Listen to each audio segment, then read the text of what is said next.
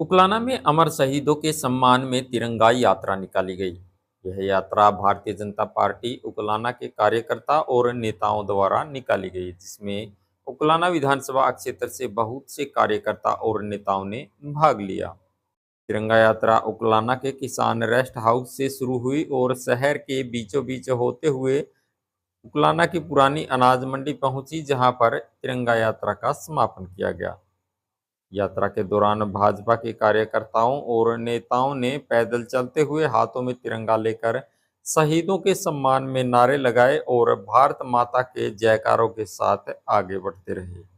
देखिए तिरंगा यात्रा के बाद नेताओं ने क्या कहा और यात्रा की कुछ मुख्य झलकियां।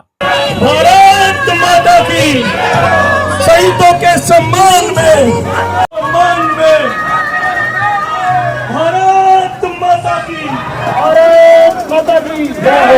भारत माता की जय हो। शहीद भगत सिंह अमर रहे, शहीद सुभाष चंद्र बोस अमर रहे, भारत माता की अमर रहे। जय हो। भारत माता की जय हो। शहीद भगत सिंह अमर रहे, अमर रहे। सुभाष चंद्र बोस अमर रहे, अमर रहे। लाला लाजपत राय अमर रहे।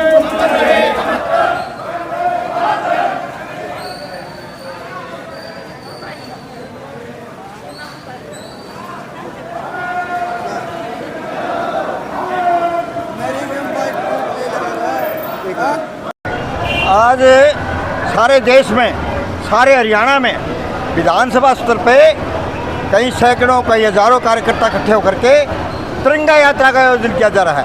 भारतीय जनता पार्टी एक ऐसी पार्टी है जो देशभक्त पार्टी है। आपने और दलों के देखे होंगे, उसमें परिवार के नारे लगते हैं, हुड्डा जिंदाबाद, फलाना जिंदाबाद, चौटाला जिंदाबाद। यहाँ पर किसी परिवार के नारे नहीं लगते, भारत माता के नारे लगते हैं। तो भारत माता की जय करने के लिए और शहीदों को श्रद्धांजलि देने के लिए, जो हमारे बामर शहीद जिनकी वजह से आज अब खुली सांस ले रहे हैं, उनको श्रद्धांजलि देने के लिए ये भारतीय जनता पार्टी ने सारे देश में ये कार्यक्रम किया तिरंगा यात्रा का। इसी तरह सारे हरियाणा में हो रहा है। कहीं पर हम सैकड़ों की संख्या में हैं, कई हजारों की संख्या में हैं। इसी तरह से आप ये निश्चित है हमारा कि भारतीय जनता पार्टी का लक्ष्य है कि शहीदों का सम्मान और भारत में, हिंदुस्तान में भारतीय जनता पार्टी करेगी। आप फौजियों के सम्मान की बात कर रहे हैं, वहीं फौजियों के लिए अग्निवीर जैसी योजनाएं लागू की जा रही हैं। अग्निवीर की जैसी योजना बहुत बढ़िया योजना है। जो बच्चे बिल्कुल घरों में बैठे थे, उनको 4-4, 5-5 साल की रोजगार दिया गया है। और अब तो अग्निवीर के लिए बहुत ही छूट दी हरियाणा गवर्नमेंट ने भी, केंद्र गवर्नमेंट ने भी। आने वाले समय में अग्निवीर योजना बहुत अच्छी सिद्ध होगी। हमारी बहादुर सेनाएं जो बॉर्डर पे, जो कश्मीर में हाल था, उसमें काफ़ी नियंत्रण किया है। अब भी बहादुर सेनाएं डटी हुई है, आतंकवादियों को एक को छोड़ेंगे नहीं। इसके लिए कुछ कुर्बानियाँ भी होंगी, तो कुर्बानियाँ करेंगे, किंतु आतंकवादियों को नहीं छोड़ेंगे। आज पूरे भारत के अंदर तिरंगा यात्रा निकाली जा रही है। उसी के निमित्त पूरे हरियाणा में और प्रत्येक विधानसभा में हमारे भारतीय जनता पार्टी के हज़ारों कार्यकर्ताओं के साथ मिलकर तिरंगा यात्रा निकाले जा रही है। भारतीय जनता पार्टी एक देश हित की और देश से प्यार करने वाली पार्टी है। हमारे भारतीय जनता पार्टी के कार्यकर्ता अपने प्रति प्यार नहीं रखते, देश के प्रति प्यार रखते हैं। और हमारे देश के हज़ारों वीर शहीद हुए थे और उनको याद करने का भी ये आज बहुत अच्छा मौका हमारे पास। इसलिए हमारे सभी कार्यकर्ताओं ने सभी शहीदों को नमन करके उनको श्रद्धांजलि भी अर्पित की है। जो आज हम खुली हवा में सांस ले रहे हैं, उन शहीद वीरों की वजह से ले रहे हैं। चुनाव बिल्कुल नज़दीक है, लोगों की आवाज़ है कि भाजपा सरकार जो है अब लोगों के काम कर रही है। पिछले लगभग 9.5 साल से कुछ बिल्कुल लगातार जिस दिन से हमारी भारतीय जनता पार्टी की सरकार बनी थी, आदरणीय श्री मनोहर लाल जी मुख्यमंत्री बने थे, उसी दिन से लगातार नई नई योजनाएं बनाकर जो अंतिम छोर पे व्यक्ति बैठे हैं उनको कैसे लाभ पहुंचाया जा सके, इसलिए पूरी योजनाएं बनाकर उनको धरातल पे लागू किया गया है। और वो योजनाएं पूरी जनता के अंदर जा चुकी हैं। और अब हमारे आदरणीय मुख्यमंत्री श्री नायब सैनी जी ने बनने के बाद समीक्षा करके जो भी योजनाएं उन जनता के हित के लिए थी, वो योजना भी बनाकर उनको भी ज़मीनी स्तर पर लागू कर दिया गया है। जो कर्मचारी हड़ताल पर बैठे हुए, इसका प्रभाव भी पड़ेगा? नहीं, कर्मचारियों के लिए भी बहुत अधिक अभी 4-5 दिन पहले बहुत अच्छी घोषणाएं की हैं। जो कौशल में थे उनको भी ये किस्मत पक्का करने का काम किया है, उनको आयुष्मान योजना का लाभ देने के लिए काम भी किया है और कर्मचारियों के लिए कमेटी गठित कर दी गई है। वो कमेटी जल्दी ही अपना निर्णय देके उनका भी समाधान किया जाए। कांग्रेस हिसाब मांगो यात्रा निकाल रही है, वही कल आपके विधानसभा क्षेत्र में एक कार्यक्रम था, किस प्रकार से? देखिए, भारतीय जनता पार्टी का हिसाब बिल्कुल क्लियर है, ना खर्ची ना पर्ची। हमारा हिसाब तो बिल्कुल खुली किताब है, जनता के बीच में है। रही बात कांग्रेस की, कांग्रेस के टाइम में ये हिसाब किताब होते थे, वो अपनी बही लेके जनता के बीच में आ जाए, इधर शाम भी जनता के बीच में, वहाँ हिसाब मिला ले, जनता देखेगी भाई किसके हिसाब में रोल है, भारतीय जनता पार्टी के हिसाब में रोल है या कांग्रेस के हिसाब में रोल है, वो जनता के बीच में आगे अपना हिसाब लेके आए। आप बही का जिक्र करते हैं, अपने एक साक्षात्कार में भी आपने बही का जिक्र किया था। जी, जी। किस प्रकार का बही खाता आप लोगों के पास है? बिल्कुल बहुत अच्छा, हमारा तो क्लियर है जी, हमारा बही खाता जनता के बीच में है। शमशेर जी, क्या कहेंगे आज की तिरंगा यात्रा को? आज की तिरंगा यात्रा जो शहीदों के सम्मान में माननीय प्रधानमंत्री नरेंद्र मोदी जी के सपने के अनुसार ये 9 से 15 अगस्त तक की तिरंगा यात्रा है और उसी के निमित्त आज ये तिरंगा यात्रा का आयोजन किया गया है। ये शहीदों के सम्मान में ये यात्रा निकाली गई है। शहीदों का सम्मान नरेंद्र मोदी जी के नेतृत्व में बहुत दिया गया है और शहीदों के उसमें केंद्र की सरकार बहुत कुछ नीतियाँ लागू कर रही है, बहुत कुछ करने वाली है। आप शहीदों के सम्मान की बात कर रहे हैं, पिछले चुनाव की अगर बात करें तो एक मोदी जो है वो खुद प्रधानमंत्री के तौर से जो है सम्मान है, चुनाव लड़ने की कोशिश कर रहा था, उसका नामांकन तक रद्द करवा दिया गया। किस चीज़ में?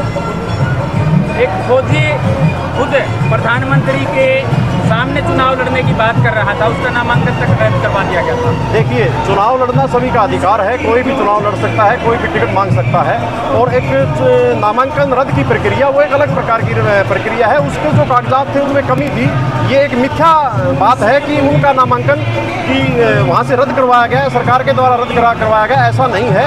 वो उनके कागजों में कमी होने के कारण वो रद्द किया गया था। कई बार देखा जाता है कि अब जो तिरंगा यात्रा जो निकाली जा रही है, इसमें छोटे छोटे तिरंगे कई बार सड़कों पे बाद में देखने को मिल रहे हैं, वो ऐसे लोगों को क्या कहना चाहिए? देखिए, तिरंगे का सम्मान करना हमारा हर भारतीय का कर्तव्य है और अगर कहीं ऐसा होता है तो वो अच्छी बात नहीं है, वो हमारे देश के सम्मान की बात नहीं है।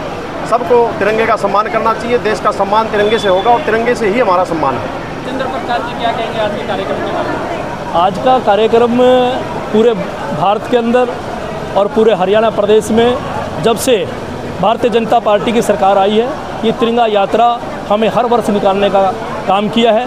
आज हम 78वां अमृत महोत्सव मना रहे हैं, जिसमें सभी जगह कोई आज यात्रा निकली, कहीं कल निकली, कहीं परसों निकली, इस तरीके से लगातार 15 तारीख तक ये यात्रा चलती रहेगी और पूरे हरियाणा के अंदर, पूरे ज़िले में, पूरी विधानसभाओं में ये कार्यक्रम होता जा रहा है।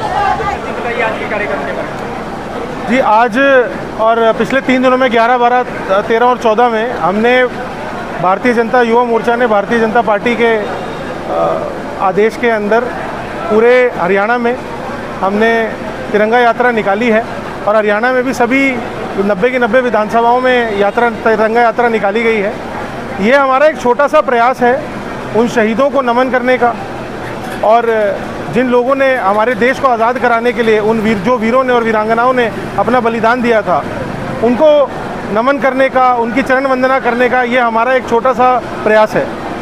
विकास में बात करूँ तो इसका अगर फौजी शहीद हो जाता है, श्रद्धांजलि देने तो सभी आ जाते हैं, लेकिन उसके बाद कोई सुध नहीं लेता उस परिवार की। जी, ऐसा नहीं है। अभी हमारे आसपास ही एक हमारे प्रदीप नैन जी जो शहीद हुए थे, वहाँ पर सीएम साहब खुद आए थे और भारतीय जनता पार्टी के सभी वरिष्ठ नेता भी वहाँ मौजूद थे और जो भी सरकार ने डिक्लेयर किया है, जो एक अमाउंट मिलता है शहीद होने के बाद, जो परिवार की सहायता के लिए एक मदद मिलती है सरकार की तरफ से, वो सब शहीदों तक पहुँच रही है। नहीं, उसके जो बाद के बाद होता है, उसके बच्चों ने संभालने वाला कोई नहीं रहता। मोटे तौर पर अगर बात करें तो डॉक्यूमेंटली उनको राह दिखाते रहते हैं, फोटो खिंचवाने के लिए नेता एक बार में एक हाँ फोटो खिंचवाने के लिए नेता आते हैं, लेकिन उसके बाद साल साहब होने के बाद कोई सुध नहीं लेता उस परिवार की। जी, मेरा मानना ऐसा नहीं है कि ऐसे बहुत से एग्जाम्पल्स हमारे सामने भी हैं कि जहां भारतीय जनता पार्टी ने और सरकार ने पूरा प्रयास किया है कि शहीदों की परिवार की भी जितनी मदद हो सके वो की जाए, सरकारी नौकरी देने से लेके और भी जितनी सहायता सरकार के द्वारा की जाती है परिवार की, वो हर वक्त सरकार द्वारा उस परिवार तक पहुंचती रही है। बीजेपी सरकार की बात करें तो किसानों का हजारों करोड़ रुपया माफ किया, वहीं मजदूरों की अगर बात करें तो उनको दरकिनार करते हुए दिखाई दे रहे हैं इस प्रकार की माफी योजनाओं से। जी ऐसा हम ऐसा नहीं सोच सकते। जो ये सरकार है, भाजपा सरकार, सभी वर्गों की और सभी लोगों की, सभी जो क्लास हम डिफाइन करते हैं सभी की सरकार है। ये अधिकारियों की भी है, ये मजदूरों की भी है, ये किसानों की भी है।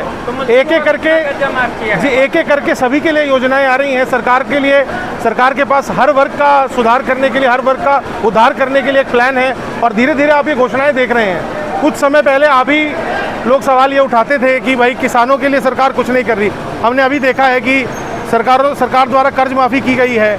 और जहाँ तक मैं नौकरियों की भी बात करूँ तो नौकरियाँ मजदूर वर्ग में भी लोगों की लग रही हैं। जो उनके बच्चे, मजदूरों के बच्चे हैं जो पढ़ रहे हैं, वो भी पहुँच रहे हैं। तो मजदूर वर्ग के लिए भी ये सरकार सोच रही है और कुछ जल्दी आपको घोषणाएं सुनने को मिलेंगी। कर्ज माफी जैसी स्कीमों में मजदूरों को क्यों नहीं? जी दोनों सेक्शन अलग हैं। अभी किसानों के लिए योजनाएं जो थी उस पर काम किया गया, अब मजदूरों के लिए जो योजनाएं उन पर काम किया जा रहा है और सभी घोषणाएं आपको जल्दी मिलेंगी। और घोषणाएं नहीं है, ये जो सरकार जो भी घोषणा करती है उसको पूरा भी करती है। जो घोषणा अभी हुई हैं वो सारी पूरी हो चुकी हैं। विकास में बात करूँ, करनाल मंडी में धान की फसल आने लगी है और मुख्यमंत्री ने घोषणा कर दी भाई MSP पे खरीदेंगे, लेकिन वहाँ पर MSP पे नहीं खरीदी जाने लग रही। 1000 रुपये प्रति क्विंटल कम खरीदी जाने लग रही पिछले साल की। जी इसका संज्ञान एक बार हमें भी लेना पड़ेगा, क्योंकि जो मुख्यमंत्री जी ने घोषणा की थी कि 24 फसलों पे अब MSP में खरीदा जाएगा, उसको तुरंत प्रभाव से लागू भी किया गया है। अगर ऐसा केस आप बता रहे हैं तो हम ज़रूर इसका संज्ञान लेकर सरकार तक इसकी बात पहुंचाएंगे। आरक्षण में वर्गीकरण के फैसले को, कोर्ट के फैसले पर विकास की क्या करें? जी इस फैसले पर मैं ज़्यादा टिप्पणी तो नहीं करना चाहूँगा अभी, क्योंकि मैंने इस फैसले को पूरा अभी तक ध्यान से पढ़ा नहीं है। बाकी जो भी अभी फैसला है इस पर मैं एक बार आपसे विस्तार में चर्चा बाद में करूँगा।